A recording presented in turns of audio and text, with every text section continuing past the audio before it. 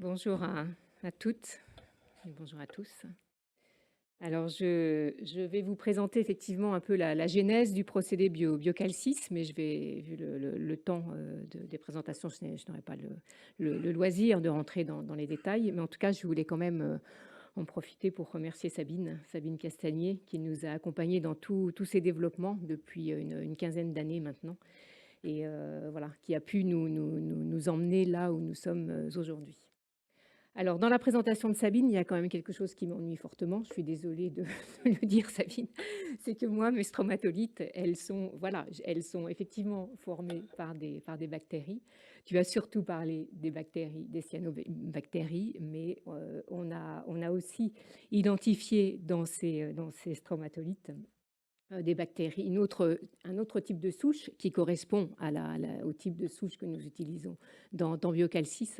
Et à l'époque, on ne connaissait pas Sabine à ce moment-là. On a été en contact avec des chercheurs australiens qui avaient isolé effectivement une bactérie plutôt de type uréasique dans ces stromatolites, puisqu'on en trouve également en quantité certainement moins importante que les cyanobactéries, mais en tout cas, elles ont été sélectionnées parce qu'elles ont une cinétique de calcification beaucoup plus importante que les cyanobactéries. Donc, c'est ce qui nous a permis d'orienter vraiment le procédé vers ce type de souche.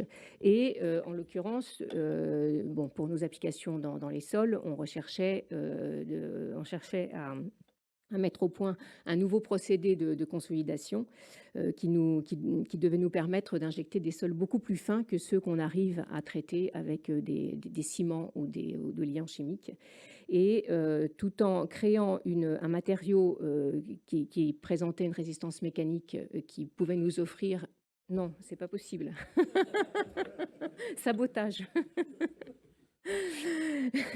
Donc, on pouvait atteindre quand même des résistances mécaniques de l'ordre de 200 à 500 kPa qui, dans nos domaines d'activité, nous ouvrent déjà pas mal d'applications. Et surtout, comme je disais tout à l'heure, qui nous permettait d'injecter des sols vraiment très fins de par la nature de la bactérie et de sa granulométrie. Et le gros avantage aussi, c'est que on ne remplit pas entièrement la porosité avec la biocalcification. On remplit qu'une toute petite partie du réseau poral, puisqu'on fabrique que quelques pourcents de calcite in situ pour arriver aux résistances mécaniques là, que l'on cherche, que l'on cible. Donc, on n'affecte pas de façon significative la perméabilité du milieu traité. L'eau peut continuer à s'écouler librement. Alors, le corollaire de cette propriété, c'est qu'effectivement, on ne fait pas d'étanchéité. On ne vend pas, nous, le procédé pour faire de l'étanchéité et on le propose pour faire différentes applications de consolidation qu'on peut mettre en œuvre par injection sous très faible pression. Alors, vous aurez tout à l'heure une présentation de notre dernière application qui s'est faite à Orléans sur le Pontina. Vinicius nous en parlera tout à l'heure. Et là, cette photo, c'est juste pour vous montrer qu'on est en condition de chantier tout à fait banalisé, je dirais. C'est un chantier de travaux publics. On ne voit pas d'hommes en blanc, de femmes en blanc. On injecte voilà, les bactéries et la solution calcifiante avec nos moyens usuels de chantier. Et donc, cette injection, elle se fait par l'intermédiaire des forages. Et là, ce sont les tubes que vous voyez dépasser en second plan hein, de l'image. Et c'est à travers ces tubes que l'on vient injecter les bactéries, les solutions calcifiantes. Et alors, une des spécificités de notre métier, contrairement à celui des bâtiments, c'est que nous, on ne voit pas ce qu'on fait dans le sol. Hein, et on a besoin de mettre en place après tout un tas de contrôles in situ pour bien contrôler, pour bien vérifier ce qu'on a fait. Mais en réalité, dans le sol, on fabrique des colonnes qui ont à peu près cette forme-là là, que vous voyez à l'écran, donc du coup sur un massif qui a été excavé. Donc on va dimensionner le procédé pour le mettre en œuvre dans des terrains qui vont nous permettre d'atteindre des colonnes qui peuvent avoir 2 mètres de diamètre en fonction de la granulométrie du terrain. Mais voilà, c'était juste pour vous illustrer ce qui se passe sous terre une fois injection. Donc, le principe du procédé, je ne vais pas revenir dans les détails vraiment de la réaction uréasique qui se fait, enzymatique qui se fait. Ce qu'il faut retenir, c'est qu'effectivement, on utilise la bactérie, on utilise l'enzyme de la bactérie. Nous, le gros travail de Sohetanche Bachchi qui a été fait tous ces derniers temps, donc en lien avec Sabine, ça a été justement de mettre au point un protocole industriel qui nous permette de fabriquer ces bactéries en grand volume. Parce que fabriquer des bactéries à l'échelle du laboratoire de 1 litre, 2 litres, voire même 10 litres, ça n'a rien à voir avec les besoins que nous avons, nous, sur chantier, où nous, on va raisonner en plusieurs milliers de litres. Et typiquement, sur un chantier, c'est au minimum 50 mètres cubes, 50 000 mètres cubes de suspension bactérienne dont on a besoin. Donc, qu'on va ensuite rediluer sur le chantier. Mais voilà, on est dans des gammes d'échelles complètement différentes. Donc, ça nous a demandé, voilà, c'est ce protocole qui nous a permis d'arriver au stade où nous sommes actuellement et de pouvoir proposer justement le procédé sur chantier. On répond à des appels d'offres avec ce procédé. Donc, évidemment, ce sont des bactéries qui sont non pathogènes pour l'homme et l'environnement. Et la particularité de l'injection, c'est qu'on va, par contre, être obligé de travailler en plusieurs phases. D'abord injecter des bactéries, leur laisser un peu de temps de repos pour qu'elles puissent se fixer sur les grains sur le sol. Et puis ensuite, dans un deuxième temps, injecter la solution calcifiante. La réaction est très rapide. Elle s'effectue en une journée à peu près, de l'ordre de 24 heures. Et en fonction des résistances souhaitées, eh bien, on peut compléter les cycles, répéter ces cycles-là pour atteindre nos objectifs de résistance.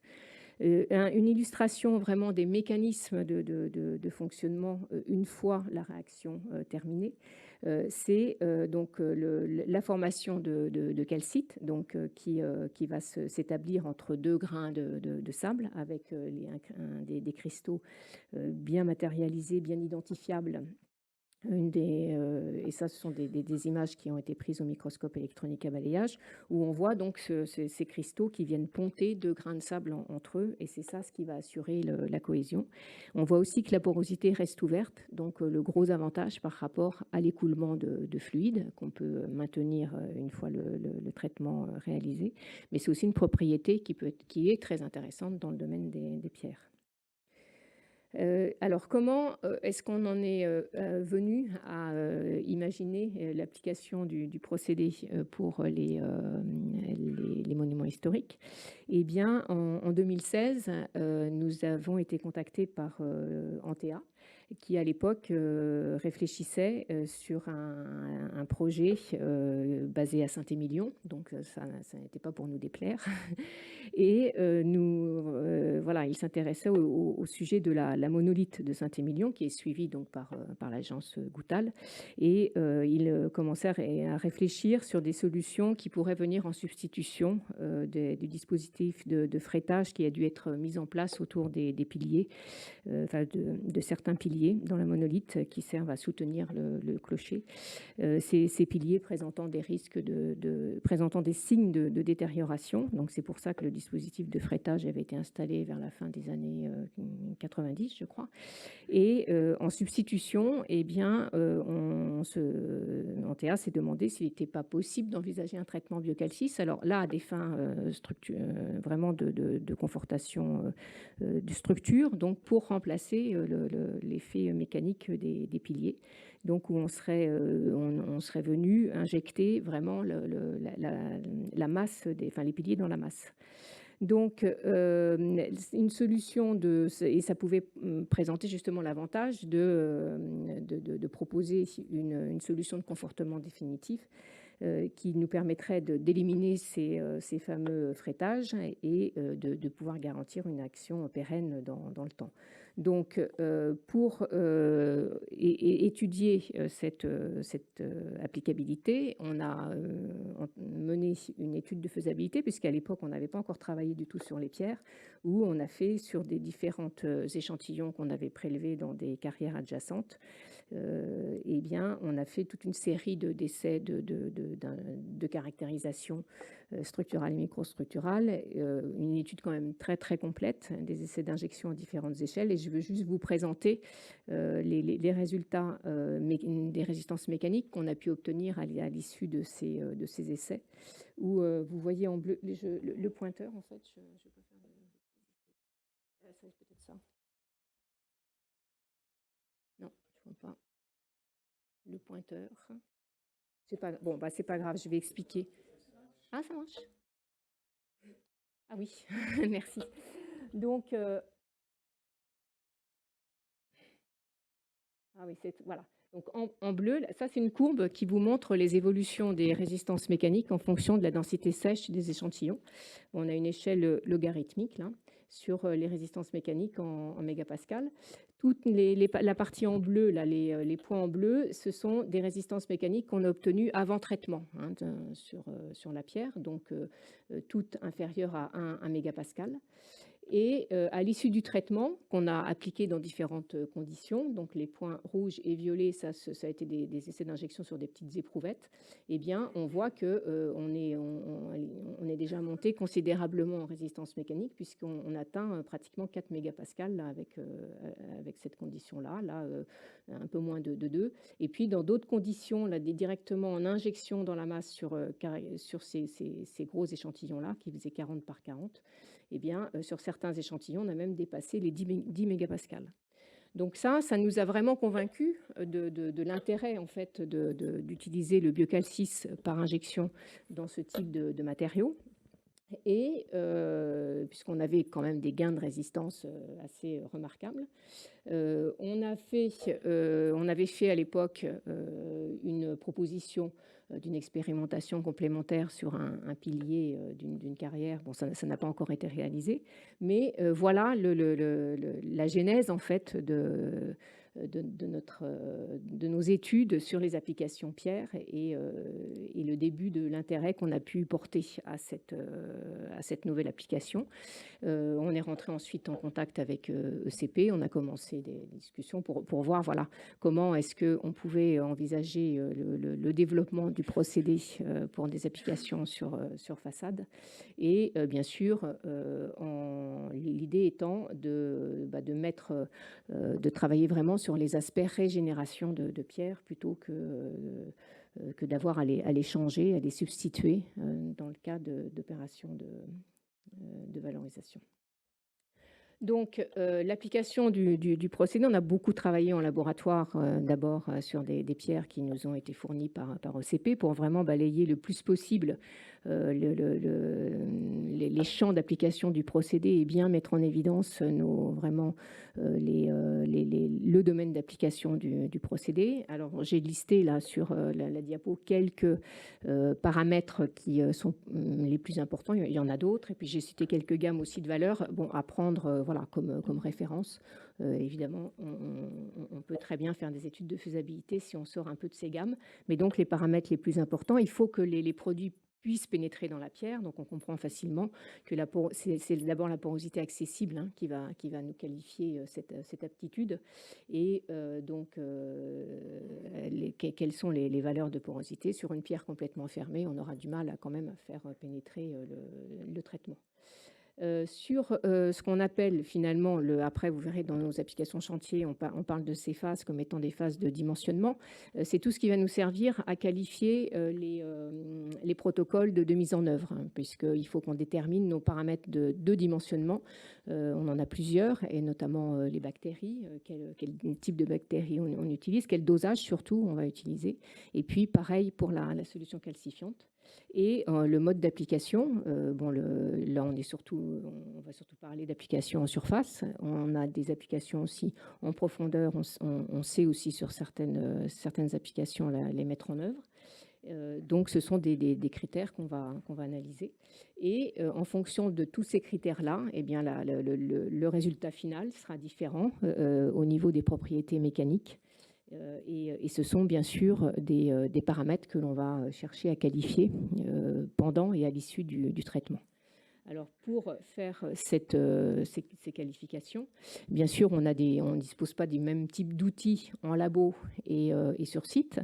Je ne vais pas rentrer dans le détail de tous ces paramètres-là, mais bien sûr, on va chercher à caractériser tout ce qui est physique et hydrique avec des essais à la pipe de Karsten et tout ce qu'on peut faire aussi sur des carottes, principalement les essais de perméabilité. Tout ce qui est caractérisation mécanique, c'est surtout le DRMS, en fait, qui est un outil vraiment très, très utile pour nous. Je vais revenir sur cet appareil-là tout à l'heure. Et au niveau chimie-minéralogie, bon, à part pour ce qui est de l'analyse des sels solubles, mais le MEB et tout ce qui est des RIC, ce ne sont pas des contrôles de routine, mais ça vient évidemment compléter la gamme des caractérisations qu'on peut mettre en œuvre. Le DRMS, donc, c'est un outil qui nous permet d'évaluer la résistance à la pénétration de la pierre, qui est basée en fait sur l'analyse d'une force, la force qu'on doit appliquer pour faire rentrer un forêt qui va percer entre guillemets à une vitesse de rotation constante, connue, et en fonction de la force qu'il faudra appliquer, eh bien, on pourra déterminer les caractéristiques de la pierre. Alors, non seulement on va prendre en compte cette force qui caractérise une résistance à la pénétration, mais également aussi la profondeur de traitement. Donc ça, c'est très, très utile et c'est une caractérisation qui est faite avant et après traitement en laboratoire, mais aussi surtout sur chantier. Et là, j'ai voilà, quelques exemples pour illustrer en fait comment on peut lire ces différences de performance à l'issue du traitement, avant et après traitement. Donc sans rentrer non plus dans tout le détail des courbes, mais toutes les courbes en pointillé, ce sont celles qui correspondent à la pierre avant traitement, et les courbes en trait continu après traitement. Vous voyez, pointillé avant traitement, continu après traitement. Ça, on a obtenu ça sur les essais que nous avions effectués à Châtellerault. D'autres essais sur un autre, donc c'était à Châtellerault sur un tuffeau, sur une pierre de Maastricht. Ça, ce sont des essais qui avaient été faits au Kikirpa en Belgique. Là, on voit aussi très nettement le gain qui a été obtenu avec une nette amélioration, cette fois-ci sur 1 centimètre. Voilà, on va aussi doser tout ce qui est sel soluble de façon à vérifier qu'on est bien dans la gamme préconisée par le LRMH.